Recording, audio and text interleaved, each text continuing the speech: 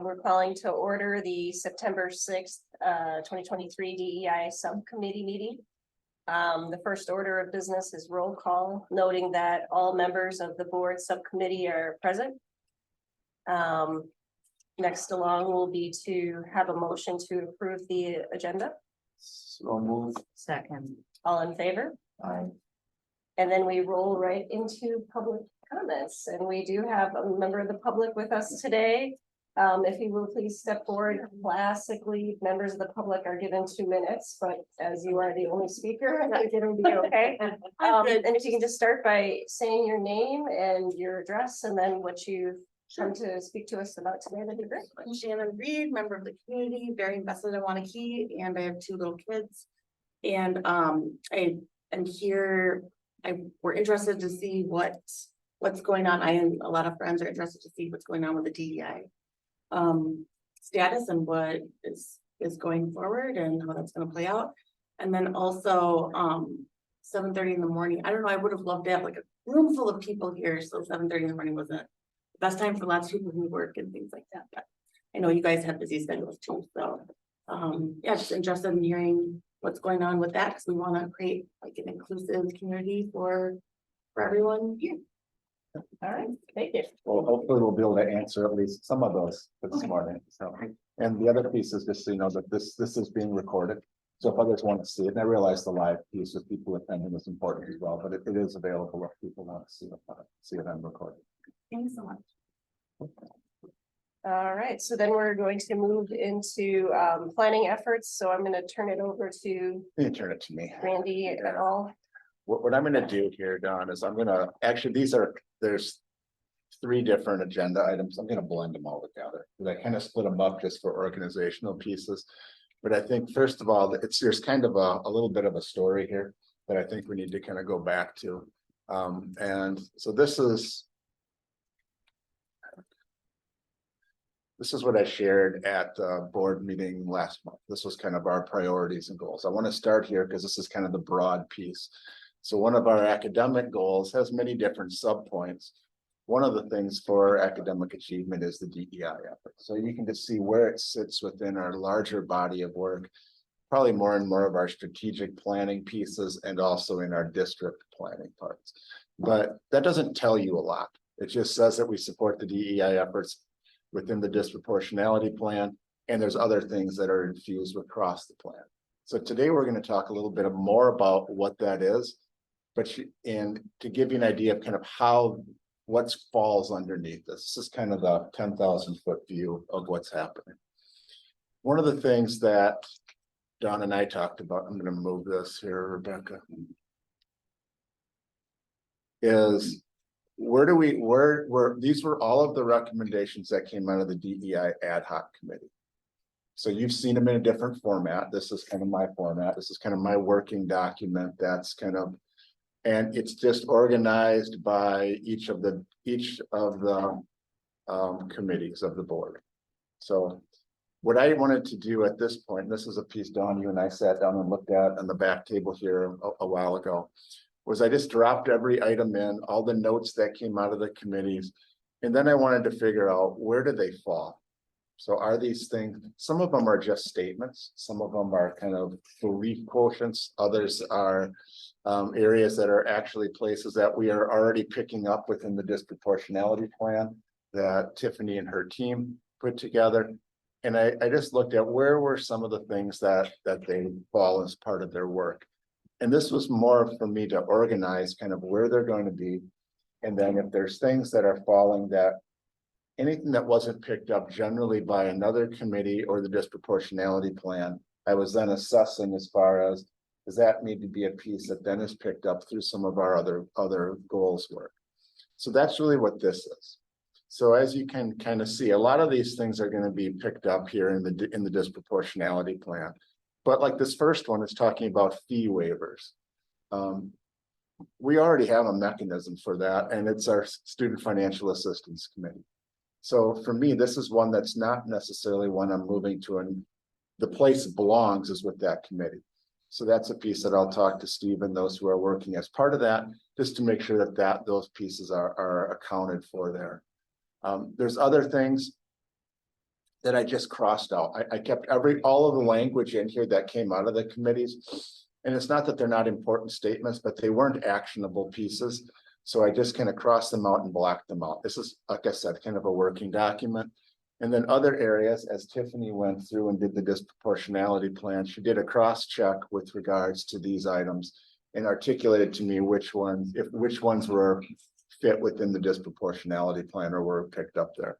So this was more of just an accounting of where things were taking place. There were other things that we've already completed. So things, this one I just highlighted it in red, I kind of blacked it out because I think we've already started to address things with regards to compensation and some of the other areas that were brought up in this item. The blue ones, which there's only a couple of them, it's really kind of dealing with things that are kind of in process or things that kind of fall. And this is kind of like pay for non-certified staff. So all the things in here definitely have an impact on DEI work. Some of them are much more targeted at things with students. Some are more just system-wide pieces and looking at some of the equity across even employee groups.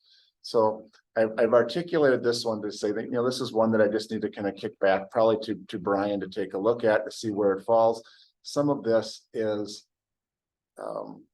just kind of statements, but I think we've picked up a lot of these things. When we look at like our PD, we did this at the start of the school year with our staff. We involved a lot of our staff, our hourly staff within that. So I think many of those are picked up as well, but there's not many things that I highlighted in that level. It's more of a piece of how did things get articulated through either the disproportionality plan or they're being picked up in our district priorities. So there's things in here on SEL, there's things on professional development, there's things on compensation. And that's really the way that I walked through this document, just to get an accounting of kind of where everything has fallen. Does that make sense to everybody? I mean, I can go through any of these that you'd like, but this was really for my edification to make sure I didn't miss something. And then made sure that things were incorporated in there. Here's an example of one that I did pull out. I really probably need to change this one, the grow your own one. I think this was more of kind of create a grow your own program. What I added into our district goals under the HR piece was to study if that's a model that fits us. So that is actually a piece that's moving forward that I have crossed out here, because I think it is a piece that really helps us to, we should probably be looking at that. But as you can see, I went through each one of these items and then just made some decisions as far as where they fell. So that's really what this document is. I think that's part of what, Don, when you and I talked about wanting to see where did everything fall.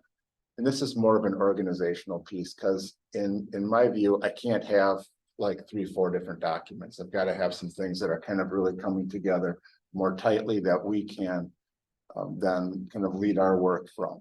But I need to kind of move away from this document at some point and get it into the other bodies of work, so that then those can be more strategic in their efforts.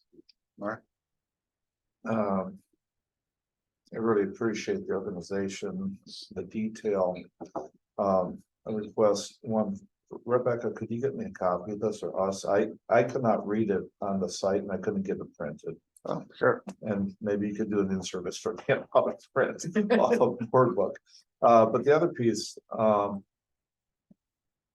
whether it's this or the document that you worked off of that, we had kind of come together at the end of our DEI review, should we be sharing this with the idea group so that at least there's some kind of a visual, here's what's happened with the recommend, because it's sort of a transitional group from the original DEI group, and just in terms of letting them know or the community know, Sure.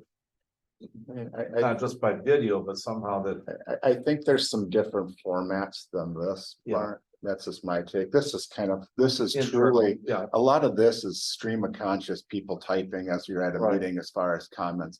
So I use this as kind of this is kind of a behind the scenes draft, Sure. but in order to show this committee kind of how I at least organized it, it's there. I think there's pieces that when we look at like the disproportionality plan and some of the other parts that we've incorporated in, absolutely. I mean, that makes total sense to be able to share that out. But I would say it should be a different format than this. This was kind of my working Yep. organization, at least. And to be honest, this was my work. This wasn't a conglomerate of people. This was me just trying to organize this structurally so that I had a placeholder for the different pieces of work. But as you go through it, you'll see that it does hit each of the different items that we have here. Red basically means it's complete. Blue is probably one I had questions on. And the other ones I've assigned where they are things that are black. I've kind of either said they're already done or they were more just a belief statement. Right. So I just kind of took those and took them off. So at least I visually could see that there's not something I got to plug in there. And this is to show that things weren't lost. Right. And then this isn't actually a plan. No. This is just that getting organized and set up. Yeah, this isn't the plan. This is more of the organizational piece, because there were so many different pieces that came out of that ad hoc committee. And then also had, The subcommittees. correct, you had, these were the notes that came out of the subcommittees or that came when they went back through either administration or through the committee where. So this is really just an organizational document to make sure that things weren't skipped over or missed. Right. But when you kind of look through it, a lot of the pieces there are tied to a lot of different work system wide. I think there's a question if you wanna. No, I'm allowed to ask questions. Technically, no, Okay. but let's go for it. Okay, so when things are red, and I apologize, I do my contacting, but I can't read really any of that. Right, So if things are red, you said it's complete. But things aren't ever really complete because there needs to be a like reoccurring, reoccurring mandatory training of teachers and not just like voluntary, like, hey, what staff wants to check out this good informational program, but actually make sure everyone does. yeah, let me clarify that. So like this one right here, it says encourage the board to revisit the horizon before advisors can be compensated. It's about clubs. Okay, so if you're a club advisor, there's a point where it takes time to be before you become compensated because they have to show that the club at the high school is viable. So that one is complete. We did review that. We have put all that in our revised policies. So I've marked that off as completed. Is there anything about like people who are heads of club, I'm assuming that's adults? Right. Okay, so have they been like vetted and checked out that they don't have a lot of like racist or other horrible things in like their social media or, you know what I mean? Like, I don't want people in charge of children's Sure. minds and stuff. Majority of our clubs are run by teachers at the school. Okay. So that's our own vetting process with our employees. There are a few that are from the outside, but there's a vetting process even for volunteers to come through to be working in our schools that has to come through background checks, etc. But yeah, so that when the things that I said that are done, they're more like task type things, because not everything in here was like a long range, multi-year process. Some of it was invite the board to professional development activities so that they can see what the teachers are learning. I mean, I think we've continued to do things like that. So those are the ones that I've probably marked off more as done. And the ones that I've crossed off are more just areas where it's more of a statement. And so there's definitely things that we're doing like in the HR world where we're expanding, where we're recruiting staff and how we're going about recruitment of staff. But there's also some things where a statement says we'll use best practices in the HR. Well, that's kind of a given in my mind, is something that we ought to be doing, and that's part of the evaluation process. So that's kind of where those come from. So does that help? Yeah, and this has got a lot of detail in it because it was, like I said, it's just a kind of a working document. When in a minute here, I'll turn it over to Tiffany. We'll walk through some of the disproportionality plan. You'll see some things more specifically there. And even though that is geared towards kind of the achievement of our Black students, many of those concepts are universal across our DEI work and correlate very closely with some of the things here. Yep. Any other questions from this? Just I thought I'd take a minute just to articulate kind of how that came about. Anything, Don, you'd like, anything additional No, with that? I'm good on this one. You're Yeah. good on that one? All right, so then. Trying to figure out where I go back to the meeting. Yep. Thank you. So that's actually number letter A, and then the disproportionality plan. And this is gonna be in a couple different formats. I mean, right now, there's a format you submit it to DPI. Yeah. There's a working format that Tiffany is working through, which I think you've seen a draft of this. And then you saw, which is gonna be kind of on our administrative end, is kind of that project management kind of spreadsheet. That's a piece that we're actually meeting here at 8:30 as a team, and we'll talk about some of those things as far as how we populate them, not just for disproportionality, but for all the different things that are across our goals for the year. And that's more of a tracking mechanism and an accountability piece for us administratively that I'll be working with our team on.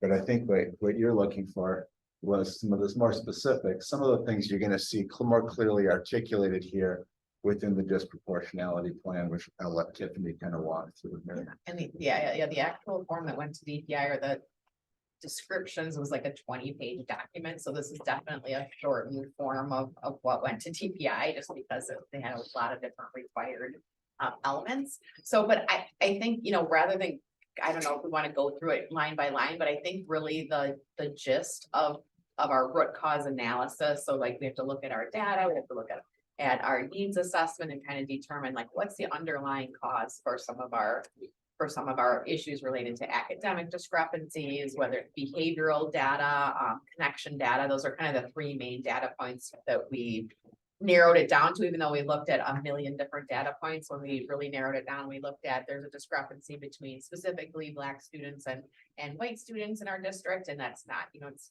not just common here, but across the state and nation.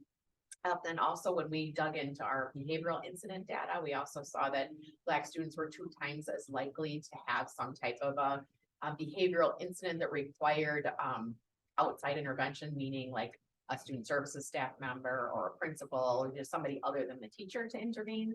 And then also connection data that students that were not of color felt connected to our district around 70% of the time, whereas students of multiple races, because we had too small of a cell size and to just look at Black students. So we combined looking at students of 2 or more races, and it was about 55% of those students felt like they were connected to their school. So those were kind of the 3 main data points that we built this plan on.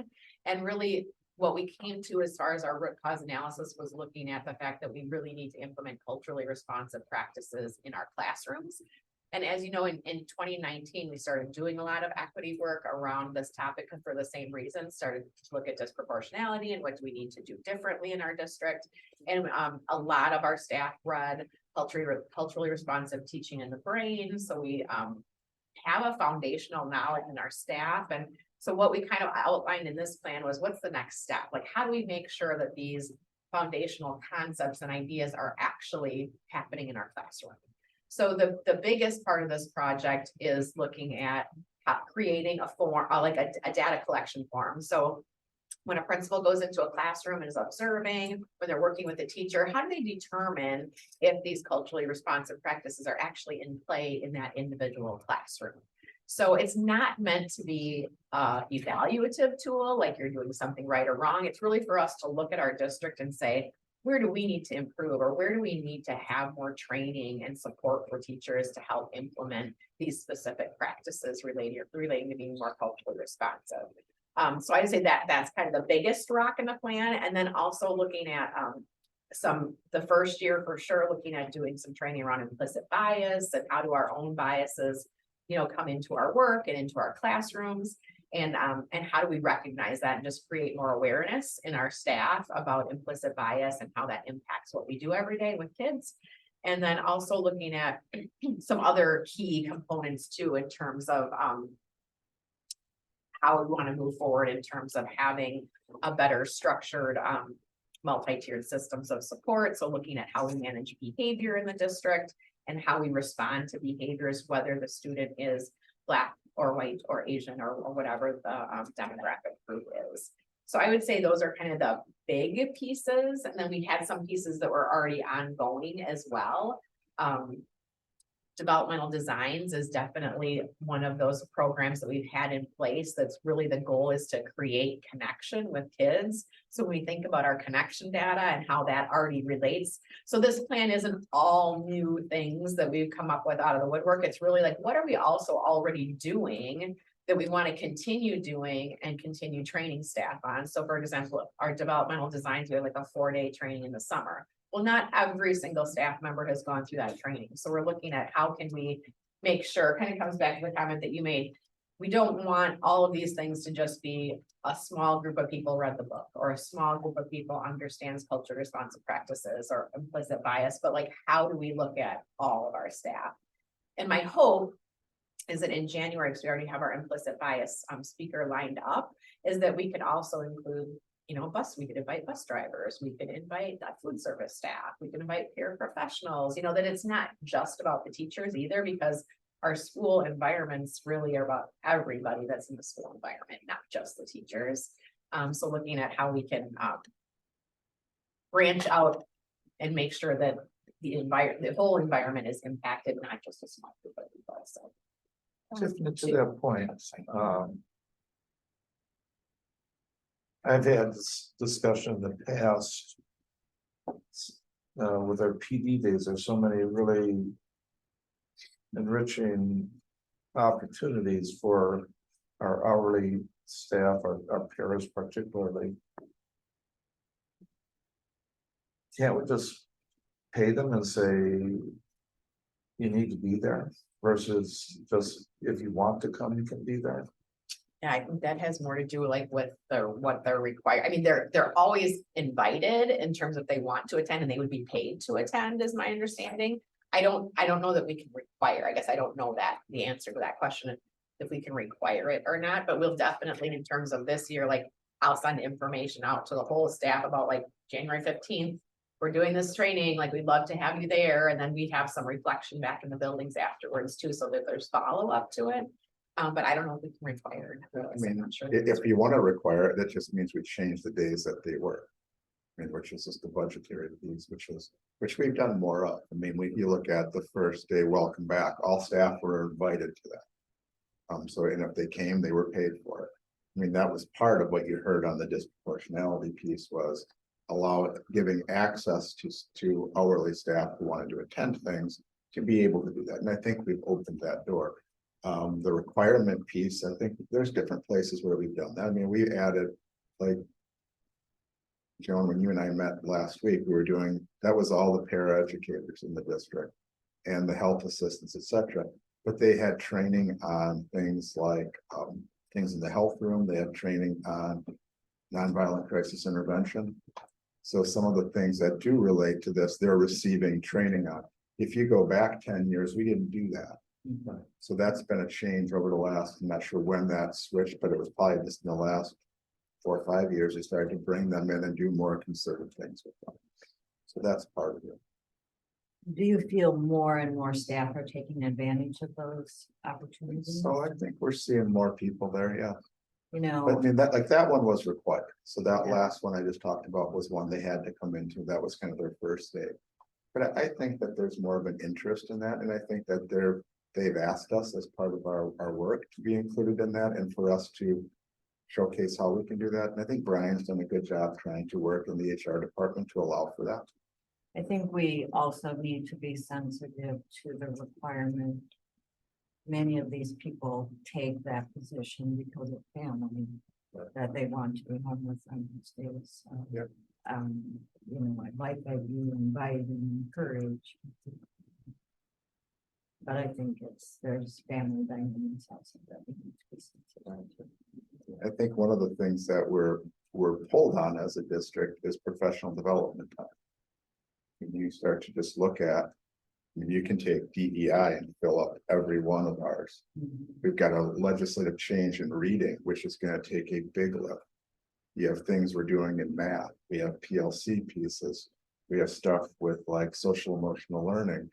We have things on just learning the system, that God forbid we have a catastrophic event at a school. How do we do the safety trainings of those? So there's a lot of strings pulling on limited time. So that's part of what we've had conversations about, particularly on items that are DEI related. Some have to be very pointed and very specific, but also some have to be included in some of the other work we're doing. So that's part of the PD piece of it. Two questions. Can we get the digital form of the full completed plan? Because it did incorporate how things are measured in addition to what success criteria are. Yep, Yeah, yep, and I know we absolutely. reviewed the draft, but I would appreciate seeing the final one. And then within either the summary or that completed plan, are there elements of it that need to come back to the subcommittee for decision or action on our part in order to ensure that those items are successful? I don't think, I mean, we'll have like the funding will be tied to each individual step in terms of like the federal funding piece. So I don't know if it needs like approval in terms of funding. I think maybe updates in terms of, obviously, I meet with DPI like 3 times throughout the year, and then we can adjust and change, like if you were planning to do a professional development event and you didn't, your speaker couldn't do that date, or, you know, you can make adjustments and changes. So I would think just updates, but I don't think in terms of approval, usually that's more like funding related, but. And I would say, John, that's probably a piece you're gonna see with this committee. There's not a lot of approval items. Okay. A lot of them are based off of, you're gonna see more update stuff, and in a minute, I'll let Tim and Tiffany talk about some things that we're looking to do to kind of organize our work here. But if I can just bounce back to here, I probably should have done a better job of this. DEI is not just in the first goal. It's listed here, because that's the piece, the disproportionality parts are targeted at student achievement. But as you work your way through all of this, and if you go back to that larger spreadsheet I showed, this is the one on HR. There was a lot of stuff in there on HR. It was things about pay for employee groups. We're incorporating the employee climate survey. That's a piece that was trying to get more feedback from staff. So the equity committee looked at certainly student equity, but also looked at kind of equity of voice around all of our programs. So that one is actually driven not only by efforts that Brian is doing in HR, but also correlates to some of the things that came out of that ad hoc committee. The grow your own piece was directly out of there. That's something that some other districts are trying at different levels of success. Expand and refine recruiting and applicant engagement practices. That's where do you post?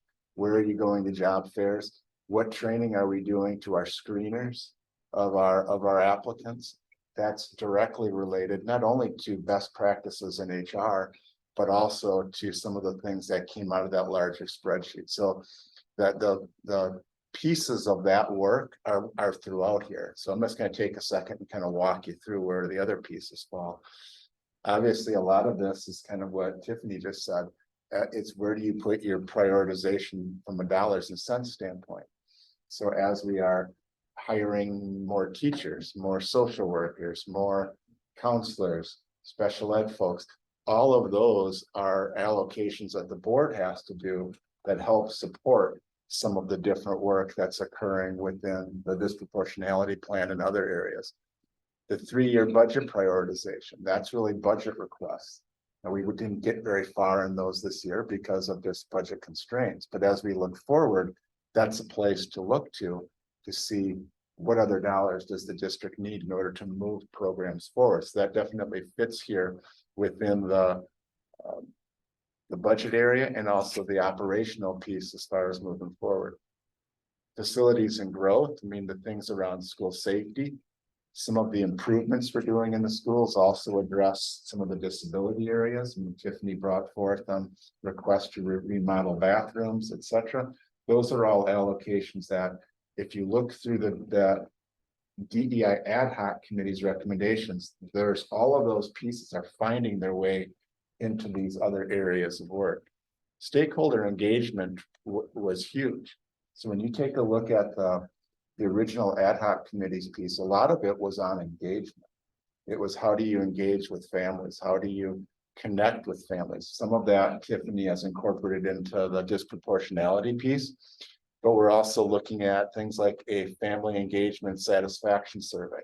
We've done those in different ways, by really driven by principals doing them to just reach out, but they've not been consistent.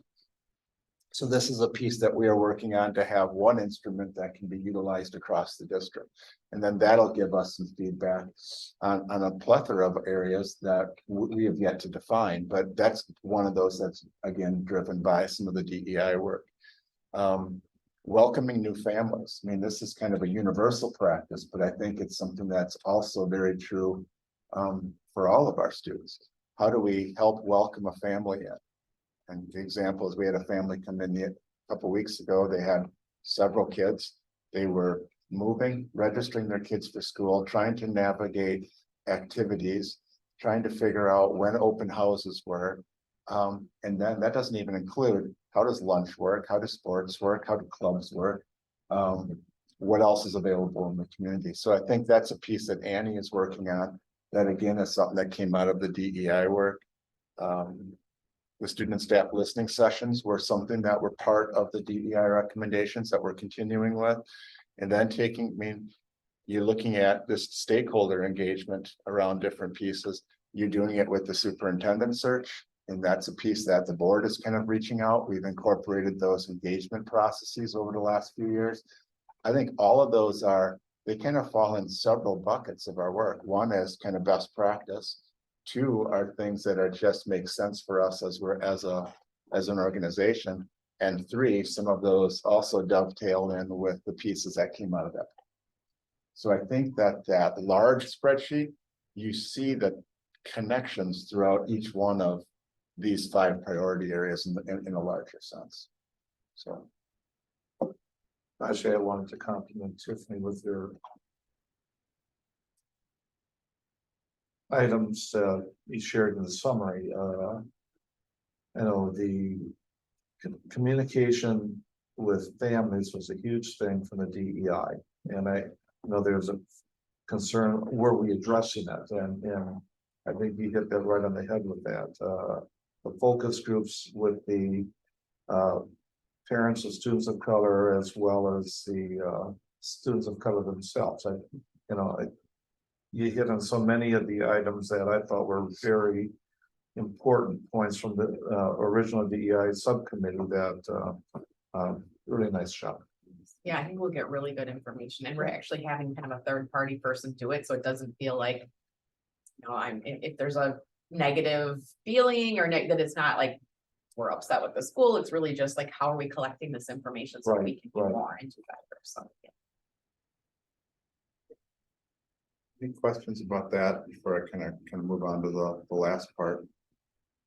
Any other questions? Okay. The last piece here is when you start to look at all this, there's a plethora of work here. And one of the things that we've talked about, primarily Tim, Tiffany, and I have had conversations about is kind of how do we lead this?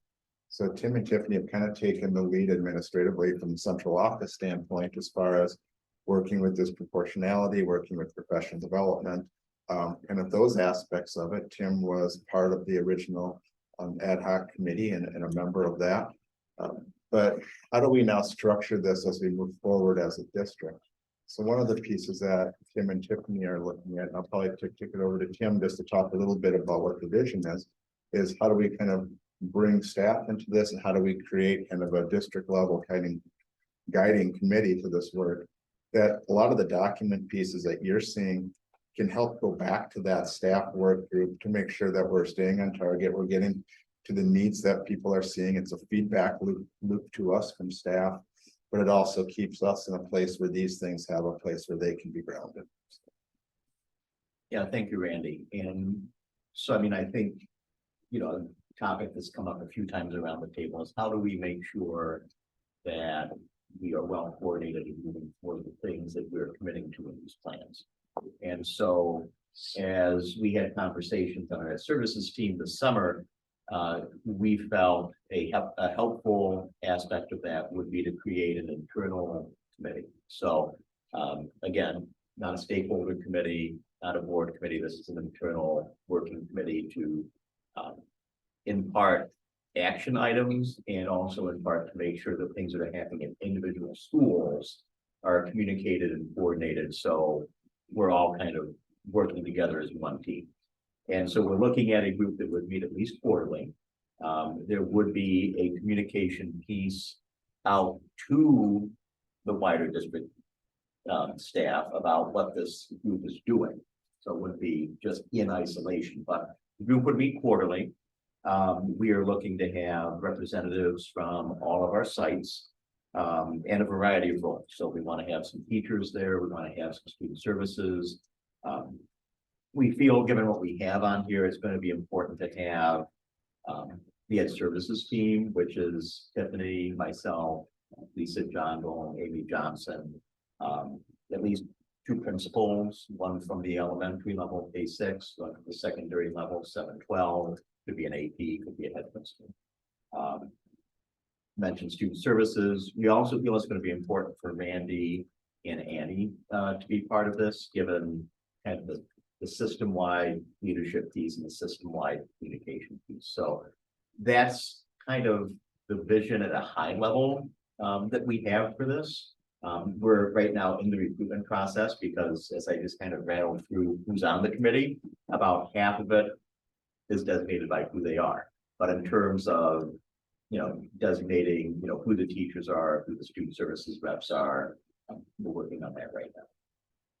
And if you have anything to add to that? I was just gonna say, for the one big rock in terms of this, creating some type of a walkthrough, like data collection form, like we want staff. I wouldn't ever want staff to feel like, oh, we're coming in and this is what, like we want their feedback, we want their input in developing that piece, because we want it to be something that everyone buys into, that it's not just coming from above per se. So yeah, so I think that group of having a nice cross section of people from across all the buildings will really help give us good.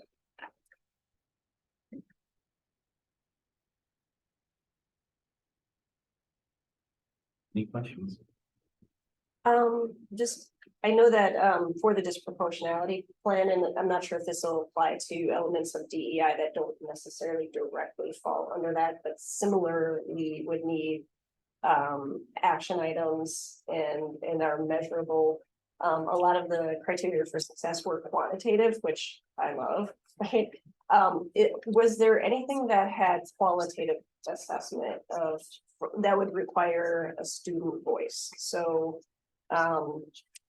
is there anything where we need to go back to some of the marginalized students within the school district that maybe not very specifically people of color, but like either differently abled or whichever marginalized group it is? Did anything require to have a qualitative assessment, or is it all quantitative?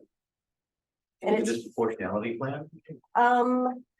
Either in the disproportionality plan or how we envision that expanding, because elements of, for Randy's thought chart of where things are going, I imagine there's going to be some offshoot of the disproportionality plan that things can be incorporated into where there's specific actionable items that aren't necessarily specific to our Black students.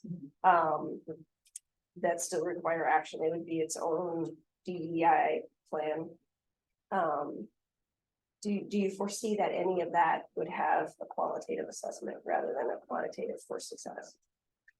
I was just gonna say that for the pieces, I guess, when I think about disproportionality plan, it can certainly be extrapolated to other demographics.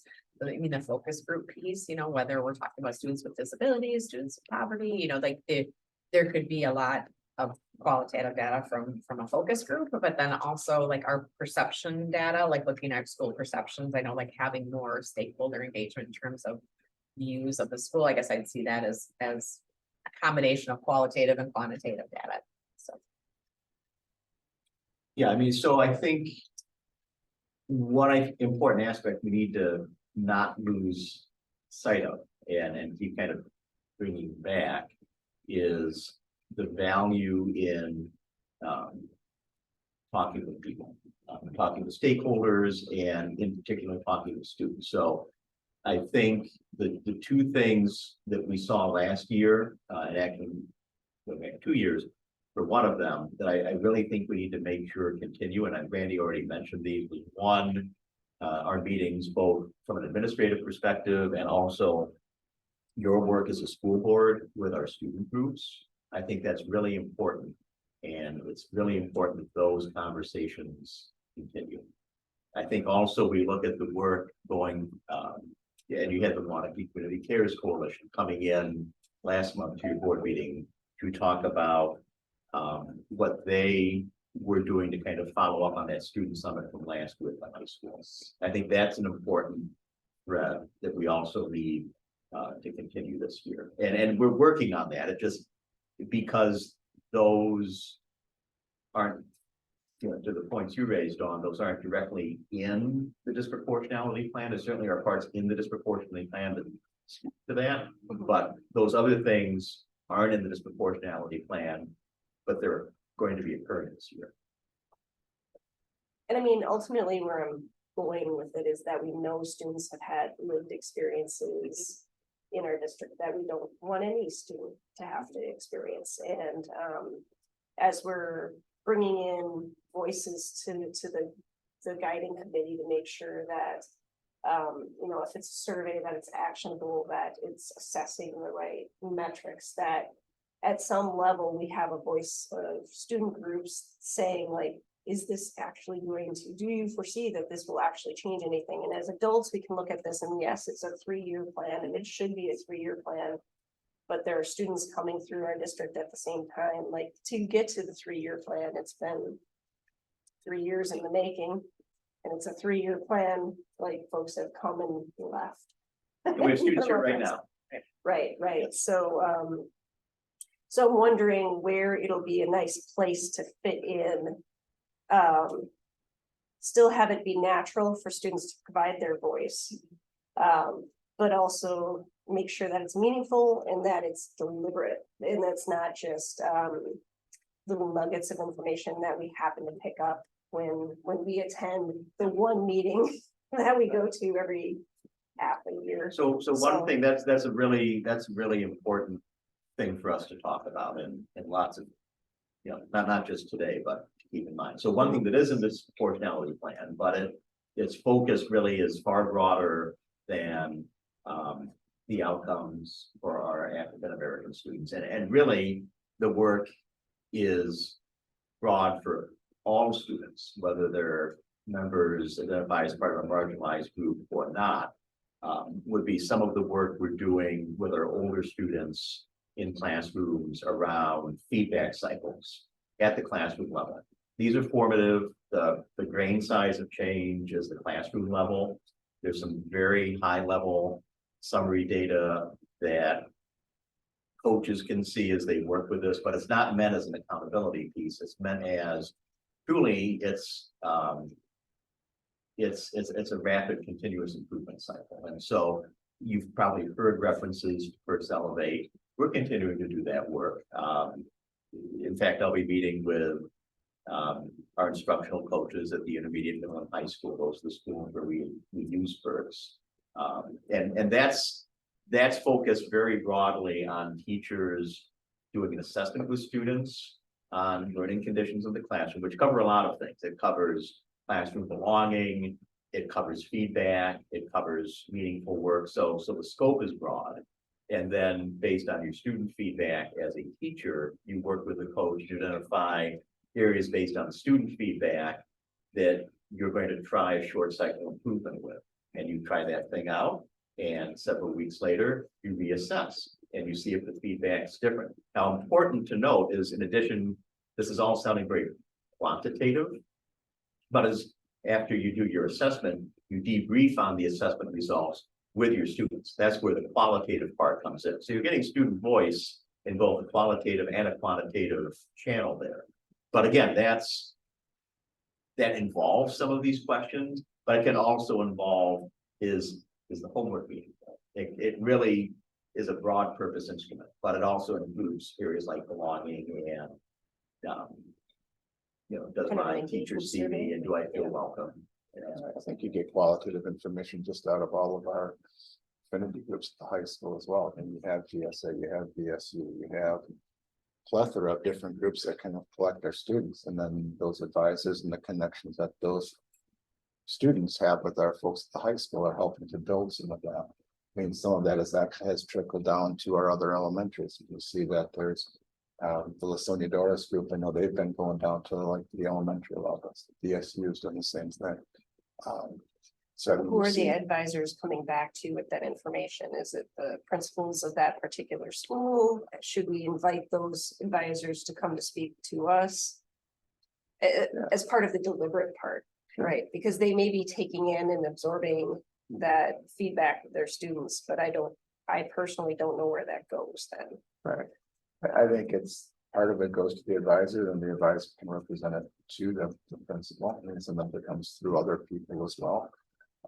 There's no issue, you can bring those folks in. I mean, the one thing I think I shared with Joan, and maybe I should have done at the retreat, is like board administrative listening sessions with, like, let's just pick on BSU, and they have limited time that they're meeting as well. And I think it's more appropriate for us to just go sit in and listen to their work as opposed to taking over their meeting and having them be kind of a listening ear for us. So the more engaged we are with those pieces, the more I think as we get kind of the group that Tim and Tiffany and the Ed Services team is looking at, it provides more opportunities for that voice and for us to seek that out. And I think that's part of why we saw the need, and particularly the Ed Services team saw the need to really kind of formalize some of our organization around kind of many of these plans pieces. But the other part I see with the DEI work is it's not just a silo piece of work, it's in everything we do.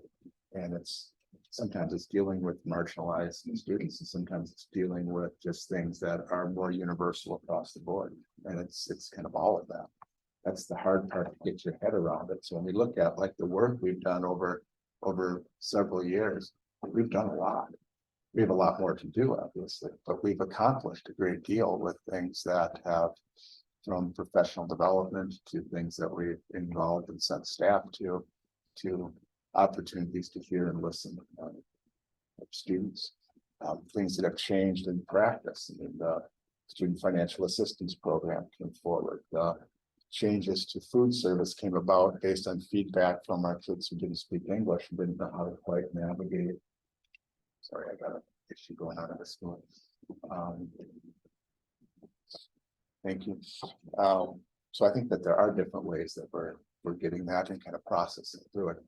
Not all of it comes through here in this committee, but and that's the hard part, I think, in trying to just encapsulate kind of what that's going to look like.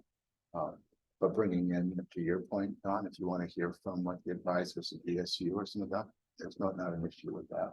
I want to be cautious with how we utilize kids. I value kids' voice, but it's also a huge weight to say, BSU kids, now you represent all of our Black students, and now you have the voice for everybody. And we've heard that from our kids.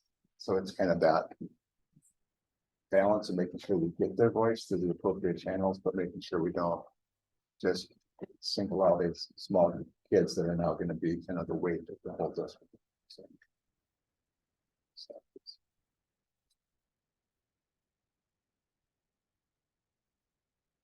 So I think it's great that there will be a focused committee to work through the balance of the planning that needs to be done. Do you have a feel for when we can start to look at that plan and anything that isn't covered through disproportionality or something that fit nicely throughout either priorities or natural HR work?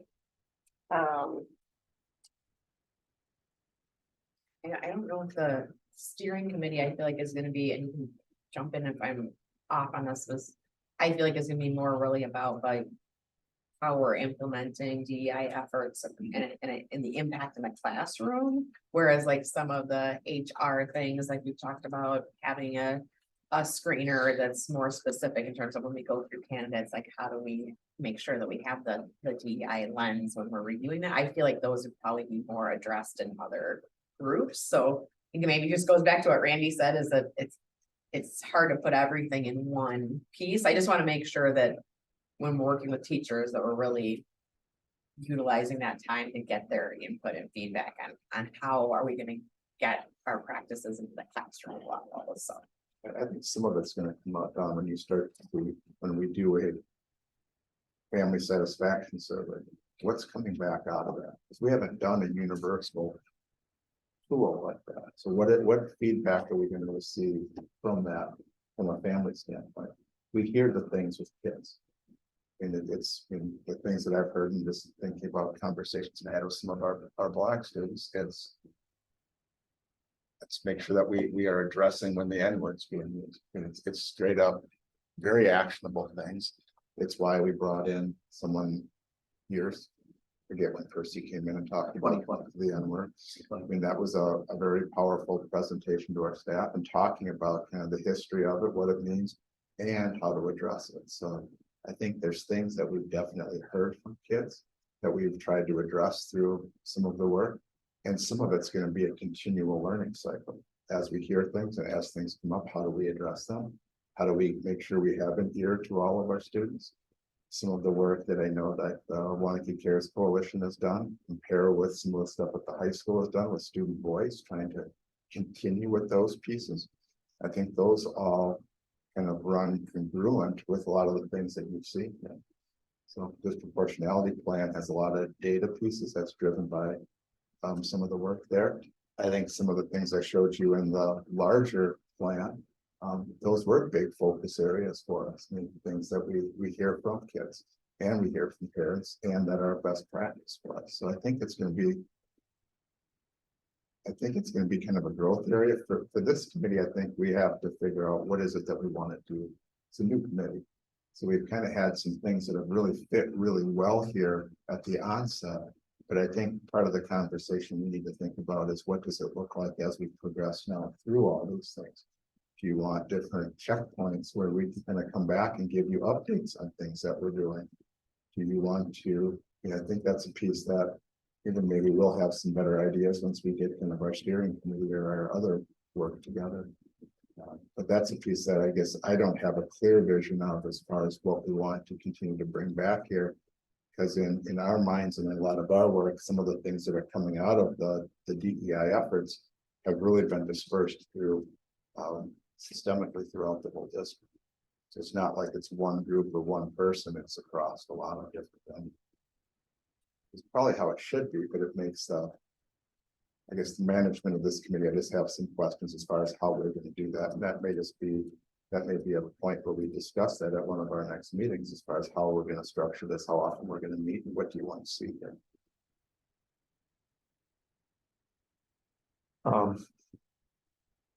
I think it's reassuring to the community, to me as a committee member, that the great majority of this is an ongoing process. It's not a one and done. I mean, there are a couple one and dones. You look at the red items that, okay, yeah, this is already part of the process or it's been, but most of this is an ongoing year-to-year thing and throughout the year. And it's that's how true growth takes place. And so again, compliments for the vision and the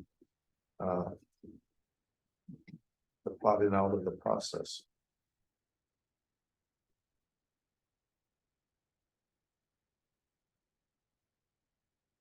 I mean, I personally look forward to seeing the balance of the plan and then where things continue to land. At a minimum, I think I want to review quarterly, and I don't know how that ties to the other committee, but just before, just after seems to make a lot more sense to me. How things are going, and if there are things that need to be taken back to the budget committee, it seems like that would be a potential outcome. And then because sorry, I'm looking over here. Because there are quantitative measures, I guess, and part of this is on me to take the disproportionality plan and see when those quantitative assessments are being given, because they're not going to be given on a quarterly basis, right? They're on an annualized basis. There's probably a specific period that falls into for some of those. So, in that particular quarter, we would expect to see, and how did that go? To see how it's tracking up and stacking up against the 3-year plan. Those are the kinds of things I'd be looking for. If you have a thought. Yeah, no, finish your thought, mine I'm is done. different. Yeah. I'm looking at those student kind of learning engagement sessions and just an idea, stems from a conversation I had with Randy. Could we on a monthly basis have a schedule and maybe 2-week time period where these groups would be meeting and each board meeting, just say, these are the opportunities this month. Could it work in anybody's schedule so that, as Randy said, rather than showing up and taking our time, we just show up and listen to what's happening. But maybe, I don't know if that would be difficult for you to put together to. So I think that would be it's an interesting idea. I think we would want to connect with the student groups. And kind of see how they want to have a voice. Yeah. They also exist for a lot of different purposes. And so I do think it's an interesting question. Would they rather have a designated time to connect with the board? Would they rather share when their meetings are on a drop-in basis, or say, here's a sample of our meetings and you're welcome to drop in? I really couldn't answer that for them. And how would we connect with the advisors or the student groups to even gather to ask that question? I can work with high school administration in the next few weeks and the advisors to ask that question of our kids. Perfect, thank you. And we might get different answers from different groups. We might have groups that would say, open door, would much rather have you just come on in. And we might have others that say, would rather have this one where. And we can do it differently, I feel, but, I like the idea of meeting them where they want us. Yes. Instead of forcing us into a group. Yeah, that's a good thing for us to bring to them. So I'll work with the high school. Thank you. A couple Thank of you. things that we could do as we kind of move forward. What we can do, Dawn, is take a look at what are some of our other DEI efforts that aren't associated with what you've already seen. Some of it's maybe just more of the specifics that are under more broad items. We can articulate that. We can take a look at what are some of the measurable items under what sequences we kind of look as an annual. Is there other data that we have? We can kind of bring some of that back and just show you kind of what's available, when is it going to be available, and maybe just identify kind of what are some of those checkpoints for the committee to be checking that out. Tim's going to look at some of the high school club stuff, and we can go back to things like the budget allocation needs. When the 3-year plan has a pretty robust request piece. And that could be something that comes back here just to show me the budget committee seen it, the whole board's probably seen it at one point, but if we want to bring that here just to see what are some of the things that move all programs forward, which is good for all kids. And so you can kind of see what that is. So those are some things that we could potentially look at as kind of some next steps. Great. That's what.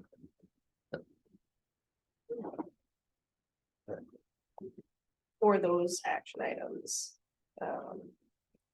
In looking ahead to the next item, which is setting up our future meetings. Yeah. So coming back with a checkpoint list, starting to talk through when we might meet with students and things like that. Do we think we need about 30 days to set that up, and we can meet just in advance of the October meeting?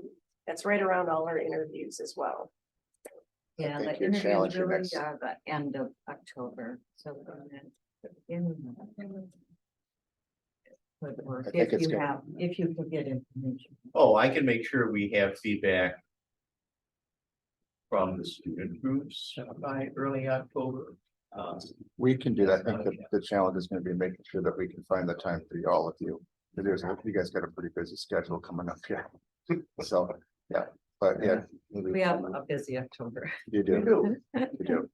So, yeah, we can do that. We'll take a look at it. Well, we'll talk about it on Monday. Gives us a couple of days to see where we're at. we can schedule a meeting on. So you're all aware, I may or may not be in attendance on Monday. Oh, all right. But, Would you rather just look at a date right now? that would be my preference. That's yeah, fine, just we in can do case. that, that's not a problem. We can just put one out there and then see.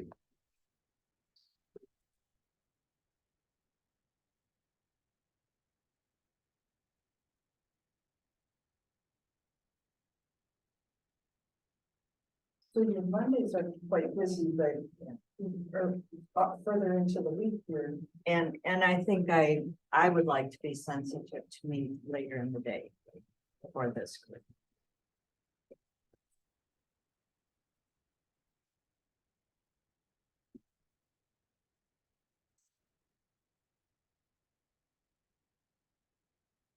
So other than the Mondays, I'm pretty free the first week in October. I could do. What's your availability, what's your? I don't plan to travel the first week of October, so. Like Thursday, I can be available, Thursday the 5th, anytime. Yeah, after- that sounds for me. Okay, sorry. Tuesday Tuesday, the 3rd. 3rd, anytime after 5. We did a 5:30.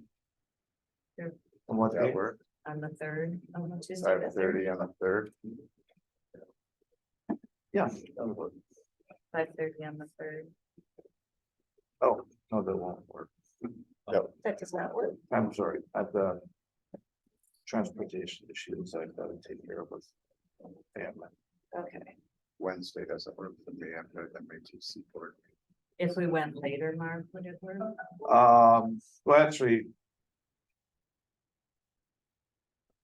I might be a couple minutes late and then that'd be fine. Well, should we start at 6. 6 o'clock? We'll give you plenty of time to do what you need to do. Is that gonna be an hour meeting? Yeah.